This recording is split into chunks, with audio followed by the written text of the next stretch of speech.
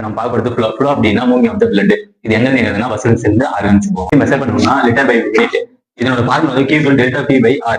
Qனா flow, delta Pனா pressure, Rனா resistance.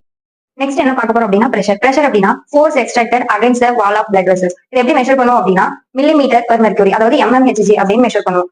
Next இதோட ஃபார்முலா அப்படின்னா ஃபோர்ஸ் டிவைடட் பை ஏரியா அப்படின்னு மெஷர் பண்ணுவோம். இதுல மொத்தம் 3 டைப்ஸ் இருக்கு. Systolic blood pressure, டைஸ்டோலிக் blood pressure, மீன் ஆர்டரியல் பிரஷர். சிஸ்டோலிக் பிளட் பிரஷர் அப்படின்னா ஹார்ட் வந்து கன்ட்ராக்ஷன் கேஸ், டைஸ்டோலிக் அப்படின்னா ஹார்ட் ரிலாக்சேஷன் கேஸ், மீன் ஆர்டரியல் பிரஷர் அப்படின்னா சிஸ்டோலிக் டைஸ்டோலிக் இதுக்கு ரெண்டுக்கும் ஆவரேஜா ஒரு பிரஷர் எடுக்கும், அதான் மீன் ஆர்டரியல் பிரஷர். இப்போ அடுத்து நம்ம பார்க்க போறது வந்து ரெசிஸ்டன்ஸ் அப்படிங்கிறது opposite of the blood vessel.